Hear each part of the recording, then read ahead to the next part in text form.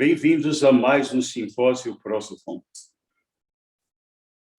A partir dos anos 40, um fenômeno que se mostrou bastante significativo no mundo ocidental foi aquele denominado de desenraizamento. Simone Weil, em seu livro Necessidade de Raízes, chama a atenção para o fato de que, a partir das suas investigações em meio operário, ela testemunhava fenômenos disruptivos da condição humana, que ela denominou de desenraizamento.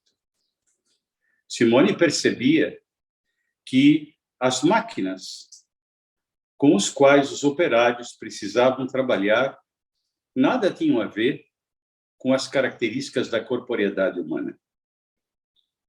Simone observou que a própria questão da temporalidade e do espaço, quando destituídos da sua relação fundamental com a corporeidade humana, poderia sim ser um produtor de sofrimento, poderia sim ser um produtor de uma perda da consciência de si. Simone Weil reconhece que este fenômeno parecia ocorrer em diferentes direções e era um fenômeno que ela reconhecia como algo fundamental na produção da violência. Simone, então, vai falar desse desenraizamento em dimensão estética, em dimensão à temporalidade, em dimensão ao étnico, em direção ao comunitário, o que poderia, então, levar, sim, o ser humano a esta experiência de sofrimento, de alienação e de violência. No século XIX, os autores relacionados à Idade da Prata russa também se preocupavam com esse fenômeno. Entre eles havia esse pensador conhecido como Nikolai Fyodorov, que chamava a atenção que ele testemunhava que o ser humano perdia, sim, a sua relação de aparentamento. Ele não chamava de desenraizamento, mas de aparentamento. Perdia sua relação de aparentamento em relação aos seres naturais, em relação ao animal, em relação à natureza, à árvore, o solo, os outros humanos e os diferentes elementos presentes na natureza e na cultura. Fyodorov, Dostoiévski e outros pensadores desta época reconhecia na perda dessa relação de aparentamento uma ruptura dessa experiência fundamental da condição humana, que é a dimensão comunitária. A dimensão do estar com os outros e com o outro, inclusive com os seres naturais. No livro Os Irmãos Karamazov, Dostoiévski apresenta um personagem que é o Starets Zosima, que aparece logo no início do livro.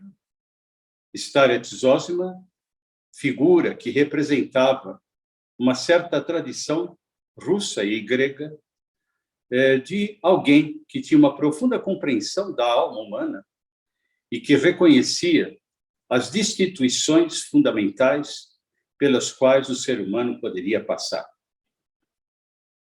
E Dostoiévski, nesse livro, apresenta uma fala do Starets Zosima, em que ele apresenta, sim, essa dimensão fundamental do aparentamento e que, no mundo contemporâneo, ganha grande importância, grande fecundidade e grande envergadura ética.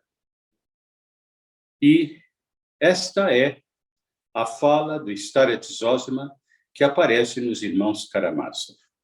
Zosima diz: meu irmão mais novo pediu perdão aos pássaros. Isso parece sem sentido, mas está certo. Porque tudo é como um oceano. Tudo flui e se conecta. Toque em um lugar e ele responde no outro lado do mundo. Pode ser que seja loucura pedir perdão aos pássaros, mas realmente isso seria o melhor para os pássaros, para uma criança, para qualquer ser ou animal ao seu redor. Se você fosse uma pessoa mais nobre do que é agora, nem que seja uma gota mais nobre, você poderia compreender a importância de pedir perdão aos pássaros. Eu te digo, tudo é como um oceano. Obrigado.